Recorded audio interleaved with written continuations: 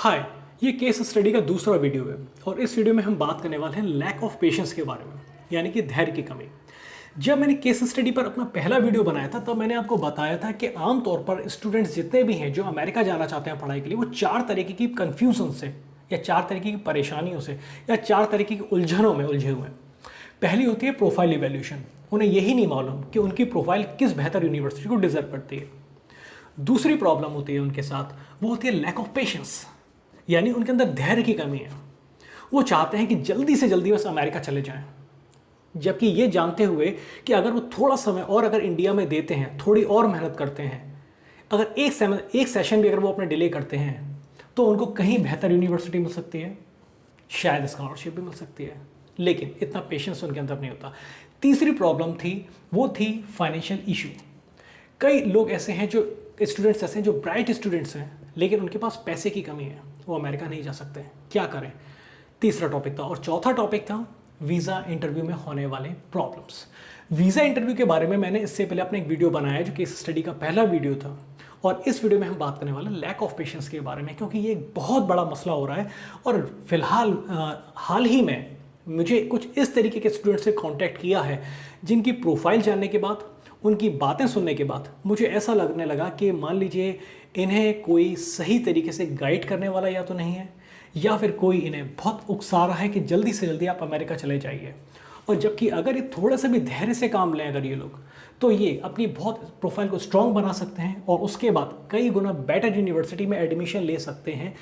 जबकि अभी जिस यूनिवर्सिटी में वो जा रहे हैं वो बिल्कुल भी उनकी प्रोफाइल के अकॉर्डिंग नहीं है, उनकी प्रोफाइल से काफ़ी नीचे आती है। चलिए अपन बात करते हैं मेरे एक व्यूअर की, जो सबसे पहले अपन उनकी प्रोफाइल पे नज़र डालेंगे और फिर ये देखेंगे कि उनकी ज़िंदगी में चल क्या रहा है और वो किस तरीके से फैसले लेने वाली हैं। मेरे एक व्यूअर हैं जो कि 22 साल की हैं, तेलंगाना से हैं। 10th में उनके 88% थे, 12th में उनके 95% थे, बीटेक उन्होंने 75% से कंप्लीट किया है। इन्होंने जीआरई भी क्वालिफाई किया है, जबकि मैक्सिमम लोग आज की डेट में जीआरई क्वालिफाई नहीं कर रहे हैं। इन्होंने जीआरई क्वालिफाई किया और 315 का स्कोर आया इनका। इन्होंने आइल्स क्वालिफाई किया 6.5 के स्कोर के साथ, और अब ये विप्रो जैसी कंपनी में काम कर रही हैं इंजीनियर के तौर पे। पिछले 10 महीने से ये विप्रो में काम कर रही हैं और अब इनका मन है कि अब आगे की पढ़ाई के लिए अमेरिका जाएं। तो हर बार की तरह प्रोफाइल इवैल्यूएशन के लिए इनका मेरे पास कॉन्टैक्ट, इन्होंने मुझे कॉन्टैक्ट किया इंस्टाग्राम पे। और जैसा कि मैं हर किसी को 3 यूनिवर्सिटीज़ बताता हूँ, इनकी प्रोफाइल इवैल्यूएशन करने के बाद मैंने उन्हें 3 यूनिवर्सिटी बताई। मैंने जो 3 यूनिवर्सिटी बताई उनके नाम थे यूएसएफ यानी university of South Florida, UTD university of Texas Dallas, और यूएनटी यानी university of North Texas at Denton. इन 3 यूनिवर्सिटी के जैसे ही मैंने उन्हें नाम बताए तो उनको ये लगने लगा कि नहीं, ये तो पॉसिबल ही नहीं है, इस यूनिवर्सिटी में मुझे एडमिशन मिल ही नहीं सकता है। उन्होंने इस तरीके का मन बना लिया। उन्होंने मुझसे कहा कि आप मुझे कोई ऐसी यूनिवर्सिटी बताइए जो बहुत सेफ़ हो और जिसमें मुझे एडमिशन मिल जाए। जबकि मैं आमतौर पे वही यूनिवर्सिटी बताता हूँ जो कि सेफ़ होती हैं और आपकी प्रोफाइल के अकॉर्डिंग होती हैं। तो सबसे हैरानी की बात मुझे ये लगी कि उन्हें यही नहीं समझ में आ रहा कि आप वाकई में ये यूनिवर्सिटी डिज़र्व करती हैं, और अगर आप सही तरीके से डॉक्यूमेंटेशन करें, अपना एक स्ट्रॉन्ग एसओपी लिखें जो कि हर यूनिवर्सिटी के अकॉर्डिंग होना चाहिए। अगर आप एलओआर लेके रखें तो इनमें से किसी न किसी यूनिवर्सिटी में आपका एडमिशन हर हाल में हो जाएगा, लेकिन उन्हें यकीन नहीं हुआ। ठीक है, फिर मैंने उनसे कहा कि आप एक काम कीजिए, आप स्प्रिंग 2023 में मत जाइए, आप फॉल 2023 में जाने के प्लान करिए। तो ये सुनते ही उनको लगा कि नहीं, ये चीज़ पॉसिबल नहीं है। मैंने कहा क्यों, इसके पीछे वजह क्या है? तो उनकी वजह जानिएगा और फिर ये समझिएगा कि इतने क्वालिफाइड होने के बाद, इतनी बड़ी मल्टीनेशनल कंपनी में काम करने के बाद भी इनके फैसले क्या इतने परिपक्व तरीके से लिए गए हैं या नहीं। मैंने उससे पूछा, आप फॉल 2023 में क्यों नहीं जाना चाहती, आपको अमेरिका जाने की इतनी जल्दी क्यों है कि आप स्प्रिंग 2023 में ही वहाँ अमेरिका पहुँचना चाहती हैं? तो उनका जवाब था कि उसकी सबसे बड़ी वजह यह है कि बड़ी मुश्किल से मैंने अपने पेरेंट्स को अमेरिका जाने के लिए राज़ी किया है, और ये पॉसिबल है कि अगर 1 महीने अगर मैं और 7 महीने अगर मैं और डिले करती हूँ, यानी 1 साल डिले होता है, तो मेरे पेरेंट्स का माइंड चेंज हो सकता है और वो मुझे अमेरिका जाने के लिए मना भी कर सकते हैं।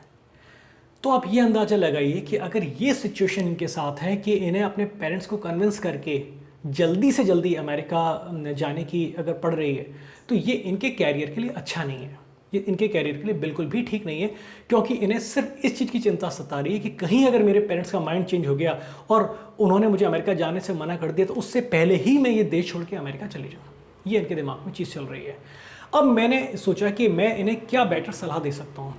तो अब ये सलाह अब आप इस वीडियो के ज़रिए समझिए कि ये अगर आप थोड़ा सा धैर्य रखें और अपने पेरेंट्स को सही तरीके से लॉजिकली कन्विंस करें तो वो आपको कभी मना नहीं करेंगे।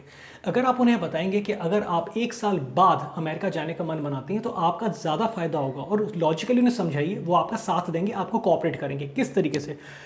अगर आप स्प्रिंग में एडमिशन लेती हैं तो सबसे पहले आप ये बात ध्यान रखिए कि ये पॉसिबल है कि आपको यूएसएफ, यूटीडी या यूएनटी से अब कॉल ना आए, क्योंकि शायद इनकी जो एप्लीकेशन डेडलाइन है आप शायद लेट हो गई हैं। अगर इनमें से किसी में से भी आपको कॉल लेटर आता है तो आप बिल्कुल एडमिशन लीजिए, लेकिन इसमें के अलावा किसी भी यूनिवर्सिटी से कॉल लेटर आता है जो कि यूनिवर्सिटी आपने मुझे बताई, ये जो जाने वाली हैं वो जाने वाली हैं UCMA यानी यूनिवर्सिटी ऑफ सेंट्रल मिसूरी, जबकि जो इनकी प्रोफाइल है उसकी प्रोफाइल कहीं बेटर यूनिवर्सिटी डिज़र्व करती है। तो मैंने उन्हें ये बताया कि आप इन तीनों में से अगर किसी से कॉल आता है तो आप जाइए, वरना आप अपने आप को थोड़ा सा पोस्टपोन करिए, थोड़ा सा वेट करिए और नेक्स्ट ईयर जाइए। अगर अब ये नेक्स्ट ईयर जाती हैं तो समझिए इनके क्या क्या फ़ायदे होंगे, और इस स्प्रिंग में जाती हैं तो इनके क्या क्या नुकसान होंगे। सबसे पहला नुकसान ये होगा इनका कि अगर स्प्रिंग में जाती हैं और अगर इन्हें यूएसएफ, यूटीडी या यूएनटी से कॉल लेटर नहीं आता है तो ये अपनी डिज़र्विंग प्रोफाइल से कहीं नीचे लेवल की यूनिवर्सिटी में एडमिशन लेंगी, पहली चीज़। दूसरी चीज़ ये है कि विप्रो जैसी कंपनीज को रिज़ाइन करके जाना, वो भी 1 साल से पहले, ये इनके कैरियर के लिए अच्छा नहीं है। भविष्य में अगर ये कभी इंडिया आती हैं और मल्टीनेशनल कंपनी में दोबारा अप्लाई करती हैं, अपना जब रिज्यूम सबमिट करती हैं, तो जाहिर सी बात है ये एक क्वेश्चनेबल चीज़ बन जाएगी कि आपने इतनी बड़ी कंपनी में होने के बाद भी इस कंपनी को रिज़ाइन क्यों किया, विप्रो से रिज़ाइन करके आप अमेरिका क्यों गए। अगर आपके पास कोई ऐसी यूनिवर्सिटी से कॉल होता जो कि बहुत ही प्रेस्टिजियस यूनिवर्सिटी होती, तो अभी शायद आप वापस इंडिया लौट करके कन्विंस कर सकते हैं किसी कंपनी को कि मेरा जो एडमिशन है वो इतनी बड़ी यूनिवर्सिटी में होने वाला था जिसके चलते मैंने विप्रो को क्विट करना प्रेफर किया, लेकिन आपको इतनी बड़ी यूनिवर्सिटी में नहीं जा रही, ये भी अब आप सोचिए। तो ये भी आपका एक बहुत बड़ा नुकसान होने वाला है। और अब हम बात करते हैं अगर आप बेनिफिट, अगर आप इस फॉल 2023 में जाती हैं तो सिस्टमेटिक समझिएगा कि आपके कितने बेनिफिट होंगे। सबसे पहले ग्लोबल सिचुएशंस, दुनिया भर में जो अभी वैश्विक परिदृश्य जो अभी चल रहा है उसमें अभी भी काफ़ी अस्थिरता है, चीज़ें अभी स्थिर नहीं हुई हैं, क्राइसिस अभी भी है, अमेरिका की कंडीशन भी ठीक नहीं है, वहाँ पे जॉब्स इतने ऑफर नहीं हो रहे हैं, वहाँ पे जितने जॉब्स हैं उनमें भी अभी सैलरी कट हो रही है, तो पॉसिबल है कि आपको वहाँ जॉब मिलना मुश्किल हो जाए। दूसरा, post pandemic impact. Post pandemic impact जो है वो अभी भी असर कर रहा है कहीं ना कहीं दुनिया पे। हमारे देश में उसका असर कम दिख रहा है, लेकिन बाकी कई देशों में उसका असर आज भी बरकरार है। 1 साल में वो स्थितियां भी काफ़ी स्पष्ट हो जाएंगी, तो आप काफ़ी स्पष्ट तरीके से अमेरिका जा पाएंगे, किसी भी तरीके का व्यवधान नहीं होगा। ये 2 चीज़ें बहुत मायने रखती हैं, इसके बारे में आप गंभीरता से सोचिएगा।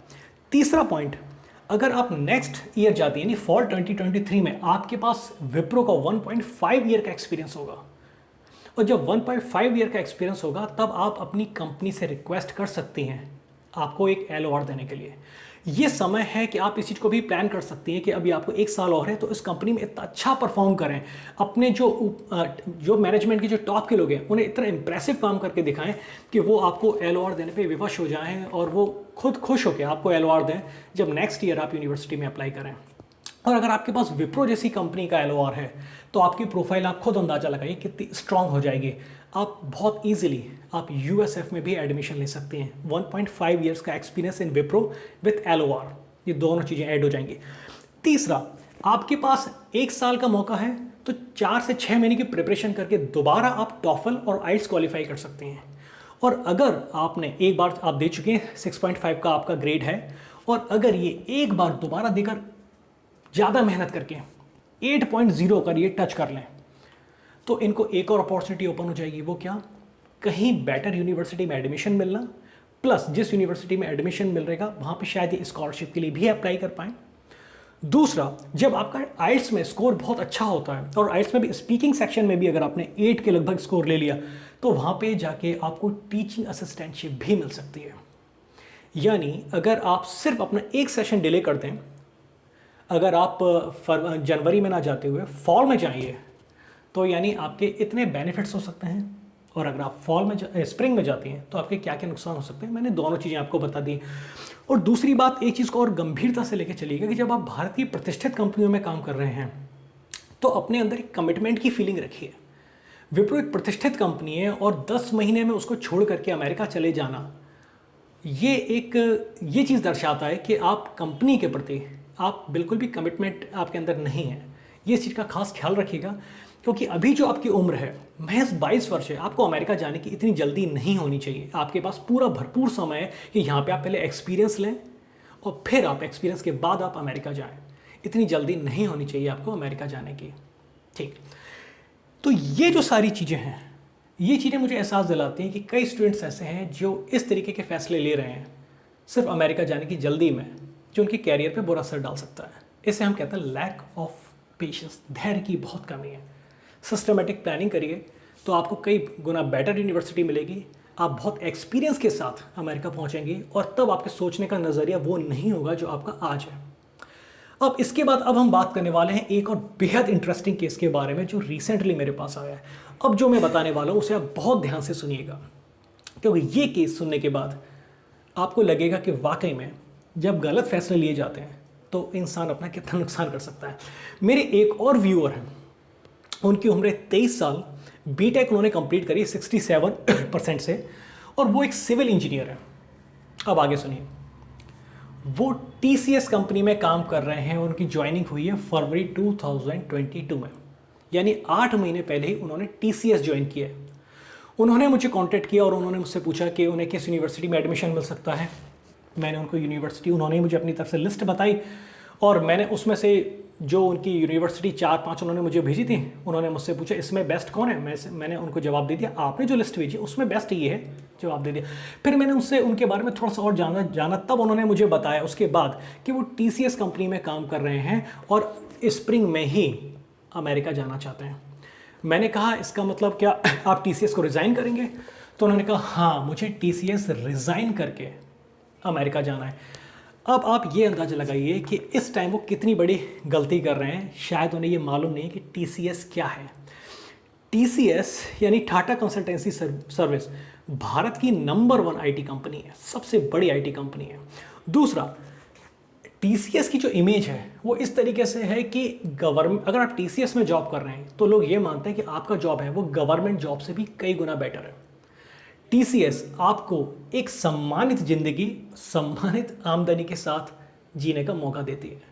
TCS की जॉब को लोग गवर्नमेंट से भी कई गुना बेटर मानते हैं। TCS एक ऐसी कंपनी है जिसने कोविड के टाइम पे, जब बड़ी से बड़ी कंपनियों से लोगों की छटनी होनी शुरू हो गई थी, लोगों को नौकरी से निकाला जा रहा था, उनकी सैलरी कट की जा रही थी, तो जो TCS एकमात्र ऐसी कंपनी थी जिसने अपने एक भी एम्प्लॉय को निकाला नहीं था।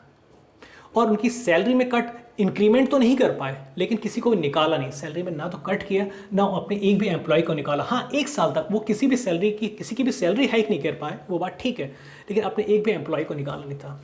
क्योंकि TCS के बारे में कहा जाता है कि रतन टाटा जी की कंपनी, और रतन टाटा अपने जितने भी एम्प्लॉयज़ हैं उन्हें एम्प्लॉय की तरह नहीं, अपनी फैमिली की तरह ट्रीट करते हैं। और आप अगर TCS कंपनी को रिज़ाइन कर रहे हैं तो मैं आपसे कहूँगा कि आप अपनी लाइफ की एक बहुत बड़ी गलती करने वाले हैं, और वो भी सिर्फ 8 महीने में। TCS रिज़ाइन करने से पहले आप बहुत बार सोच लीजिएगा कि TCS आप रिज़ाइन कर रहे हैं, ये बहुत स्ट्रॉन्ग है। अमेरिका जाना इतनी बड़ी बात नहीं है जिसके लिए आप इंडिया में TCS को रिज़ाइन करके जाएं, वो भी सिर्फ 8 महीने की जॉब के बाद। अभी 8 महीने आपने काम किया है। अगर इंडिया में किसी से पूछा जाए कि इंडिया के सबसे रिच बिजनेसमैन कौन है, तो लोग अंबानी और अडानी का नाम लेते हैं। लेकिन अगर इंडिया में पूछा जाए कि भारत के सबसे सम्माननीय बिजनेसमैन कौन है, तो लोग सिर्फ एक नाम लेते हैं और वो होता है रतन टाटा का। और आप रतन टाटा जी की कंपनी को रिज़ाइन करके जा रहे हैं, इस बात को आप बहुत गंभीरता से सोचिएगा। और आप कोई बहुत बड़ी कंपनी में नहीं, बहुत बड़ी यूनिवर्सिटी में नहीं जा रहे हैं, आप बहुत ही एवरेज यूनिवर्सिटी में जा रहे हैं कि अगर भविष्य में कभी आपसे सवाल पूछा भी जाए कि आपने TCS रिज़ाइन क्यों करी थी, तो आपके पास एक जेन्युइन रीज़न नहीं होगा कि आप एक बहुत ही बिलो एवरेज यूनिवर्सिटी में एडमिशन लेने के लिए आपने क्या TCS को रिज़ाइन कर दिया, ये रीज़न। तो इससे ये भी भविष्य में आंका जा सकता है कि आपके फैसले लेने की जो क्षमता थी वो कितनी अपरिपक्व थी। अभी आप गंभीरता से सोचिए, TCS में आप हैं, TCS में आप बने रहिए, आपकी उम्र सिर्फ 23 साल है। TCS में जो व्यक्ति काम करता है, मैं उससे कभी नहीं कहूँगा कि TCS रिज़ाइन करके आप अमेरिका जाइए। आप 1, 2, 3, 4 साल काम करिए।